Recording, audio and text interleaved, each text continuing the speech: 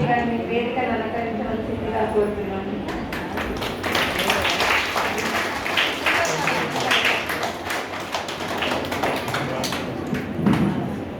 రవిరెడ్డి గారు ఈ కార్యక్రమానికి ఎంతో సహకరించి ఈ కార్యక్రమాన్ని ముందుకు నడిపించిన రవిరెడ్డి గారిని రావాల్సింది.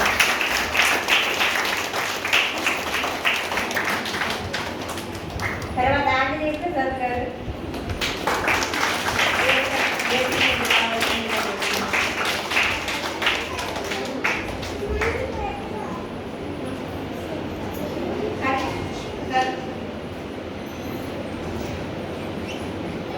వేదిక పరిచయం చేయాల్సిందిగా ఆంజనేయ ప్రసాద్ గారిని కోరుతున్నాను.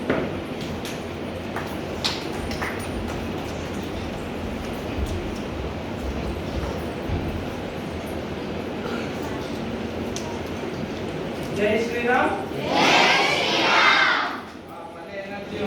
మళ్ళీ ఇంకోసారి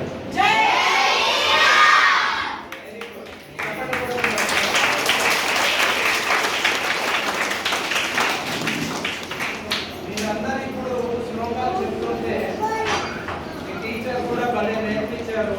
ఏ శ్లోకం ఎప్పుడు చెప్పాలి అనేది భలే చెప్పారు మీరంతా. ఇప్పుడు వేదిక మీద ఉన్న వాళ్ళని పరిచయం చేస్తాను నేను. నాకు మీడియాలో పక్కన ఉన్న వాళ్ళు రాధాకృష్ణమూర్తి గారు, కృష్ణమూర్తి గారు. ఆయన retired SBI manager, state bank of ఇండియాలో మేనేజర్ లాగా రిటైర్ అయ్యారు. నేను కూడా ఈ కాలనీలో ఉంటాను. ఇట్లాంటి ధార్మిక కార్యక్రమాలన్నింటినీ చాలా ముందుండి నడిపిస్తూ ఉంటారు. ఈ మధ్యనే మనందరము శంకర్ జయంతి పార్టిసిపేట్ చేసామా? అంతమంది పార్టిసిపేట్ చేశారు శంకర్. ఆ క్విజ్ కండక్ట్ చేసిన ఆయనే.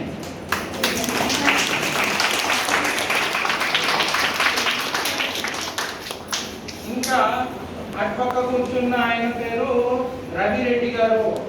ఆయన TCS లో పనిచేస్తున్నారు. ఆయన చాలా కాలం దుబాయ్లో ఉంటూ కూడా మన ధార్మిక కార్యక్రమాలని చాలా మంచిగా ఫాలో అవుతూ అక్కడ ఉండటమే కాదు ఆచరిస్తూ మళ్ళీ పిల్లలకి కూడా మన టీచర్ గారు ఆయన చాలా జాగ్రత్తగా చాలా క్లోజ్గా మన ధర్మాన్ని రక్షించడం కోసము కొద్దిగా వాళ్ళు చేయగలిగినంత పని చేస్తూ ఉన్నారు.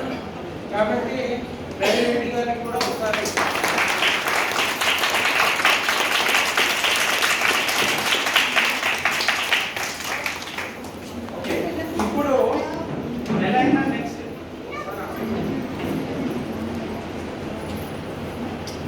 కాలాంతరం ప్రకారం ఇప్పుడు నెక్స్ట్ మనం ఒక పుస్తకం ఆవిష్కరణ చేయాలి. ఆ పుస్తకం ఆవిష్కరణ ఒక 5 నిమిషాలు ఆపుదాము. మన ఇంకో విశిష్ట అతిథి కూడా రావాలి అని చేస్తున్నాము. ఆయన ఇంకో 5-10 నిమిషాలు వెయిట్ చేసి అప్పుడు మనం స్టార్ట్ చేద్దాం. ఈ లోపల నేను మన ఈ సమ్మర్ క్యాంప్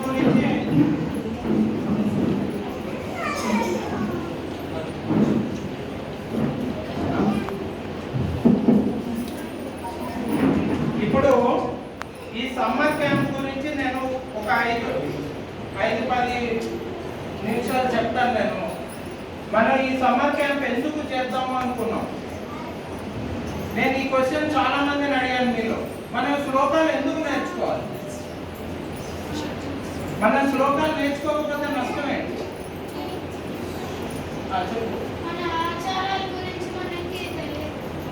కరెక్ట్. ఇంకా వెరీ గుడ్. ఇప్పుడు ఈ కార్యక్రమం మనం ఎందుకు చేసామంటే ఇప్పుడు చాలా మంది పెద్దవాళ్ళు ఉన్నారు. మన రాధాకృష్ణమూర్తి గారు, రాఘరెడ్డి గారు, ఇట్లా మీలో కూడా పేరెంట్స్ చాలా మంది ఉన్నారు.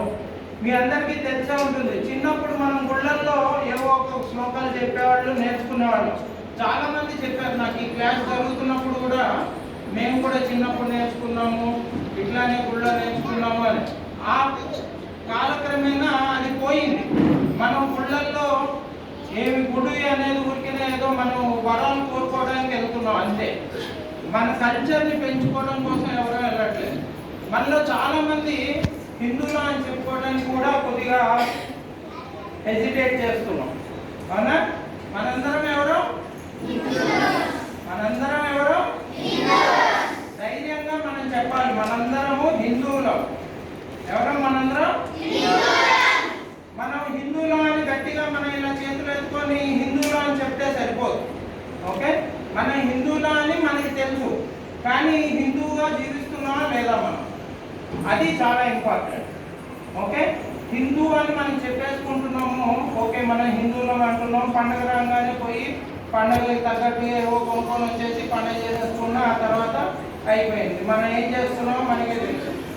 ఓకే, హిందువుగా బ్రతుకుతున్నామా లేదా, అలాంటివి మనకి ఆచారాలు ఉన్నాయి చాలా కాలంలో.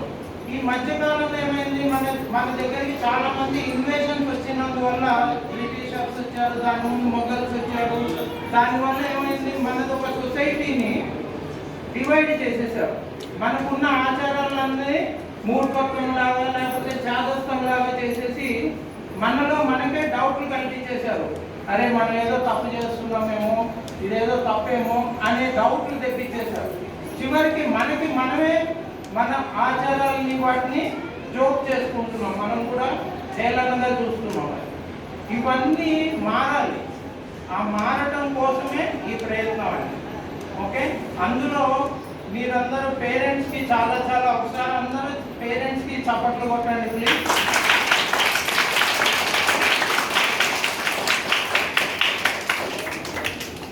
ఇప్పుడు సమ్మర్ క్యాంప్ అంటే స్విమ్మింగ్కి వెళ్తాము, డ్రాయింగ్కి వెళ్తాము, లేకపోతే జిమ్కి వెళ్తాము, ఇట్లాంటివేవో చెప్తున్నారు అందరూ.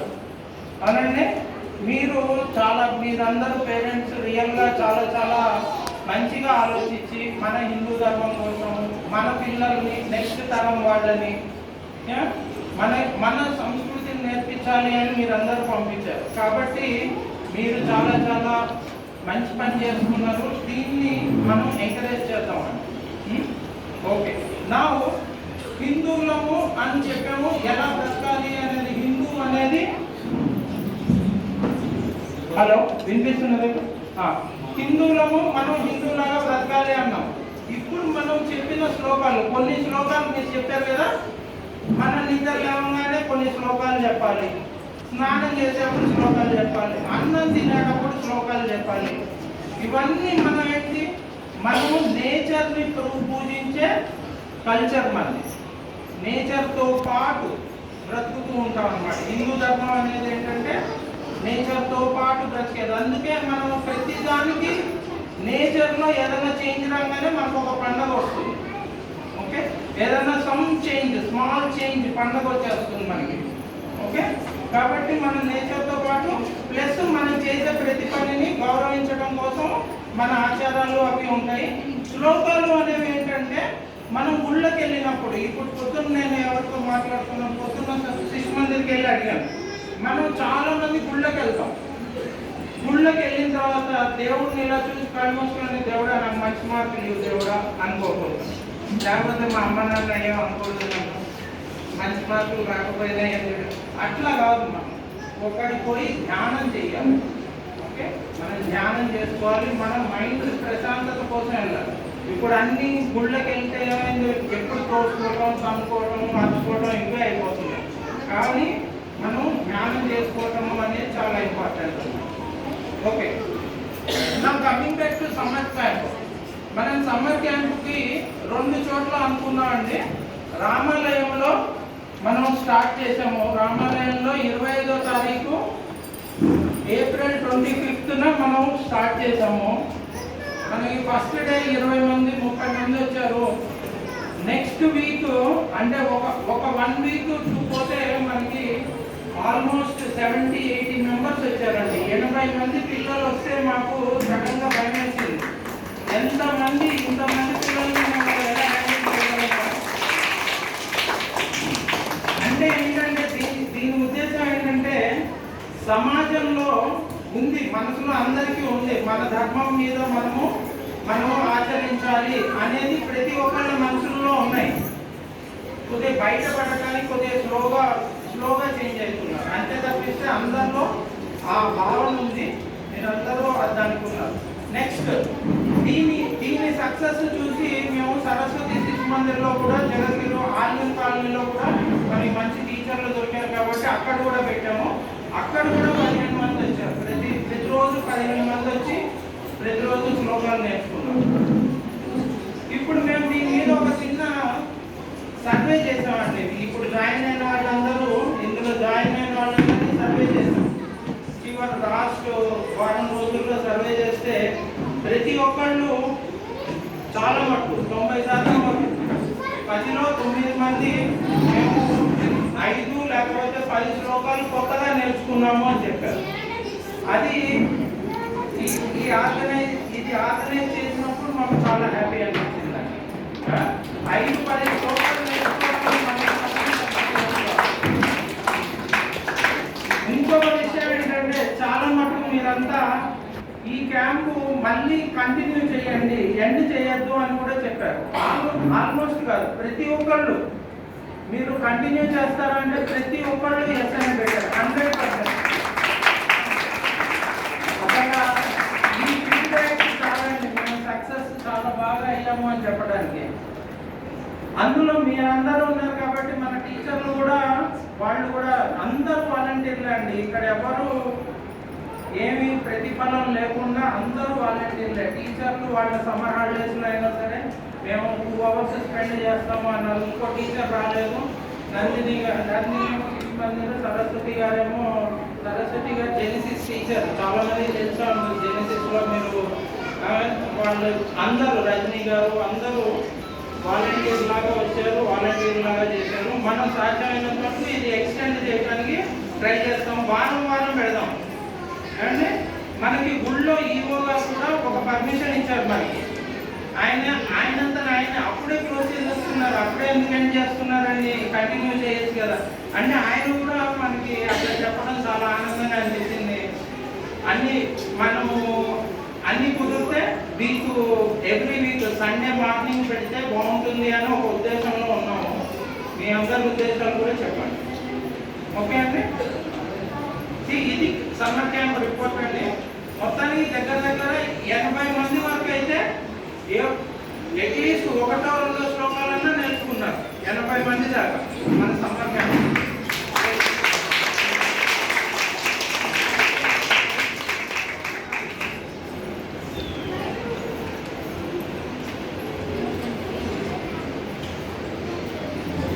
ఇప్పుడు మనం ఏం చేస్తామంటే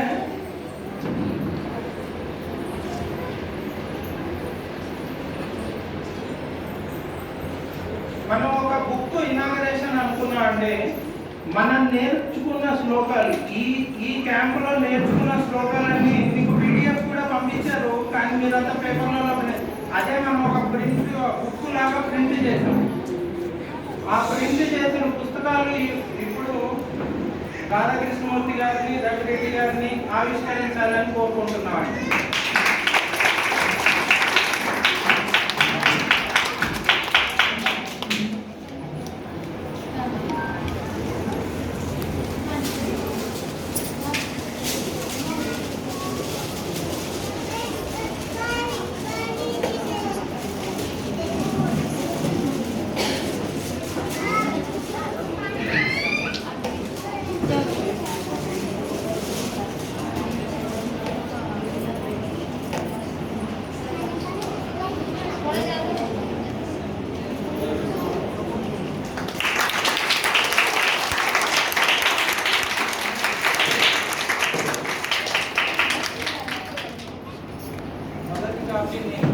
సరస్వతి మేడం గారికి ఇవ్వాలి.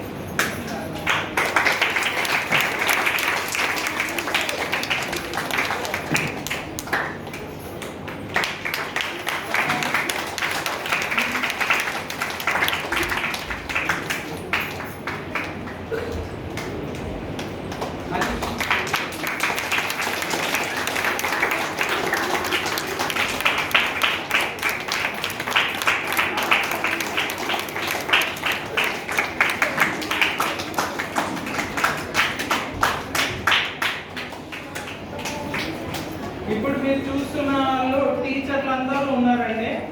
మనకి టీచర్లు సరస్వతి మేడం గారు మనకి ప్రైమరీ టీచరు, తర్వాత స్వరలక్ష్మి గారు వచ్చారు. ఆ తర్వాత రజనీ మేడం అనే వారు ఊరికి వెళ్ళారు, అందుకని రాలేకపోయారు. నందిని సరస్వతి శిశు మందిర్లో నందిని స్వరలక్ష్మి గారు వాళ్ళిద్దరు కలిసి చేశారు. హరీష్ మనకి గేమ్స్ ఆడిపించారు పిల్లలందరికీ. హరీష్ తెలుసా? బాగా ఆడించాడా గేమ్స్? మీరందరూ మళ్ళీ గేమ్స్ ఆడడానికి వస్తారా? మళ్ళీ అదే హరీష్ చెప్తాడు, ఒక గ్రౌండ్ లో పొద్దున్నే 6ంటికి రావాలి. మరి వస్తారా? ఎన్నో మంచి మంచి గేమ్స్ ఆడిపిస్తారు. హరీష్ ఉన్నాడు, పవన్ ఉన్నారు, మన ఆ పవన్ వెనకాల ఉన్నారు అక్కడ. పవన్ వీళ్ళందరూ మంచి మంచి గేమ్స్ ఆడిపిస్తారు. వీళ్ళందరూ గేమ్స్ ఆడిపిస్తారు. గేమ్స్ ఆడటం చాలా మంచిది, మనకి ఎంత ఎంజాయ్మెంట్ అనిపించింది.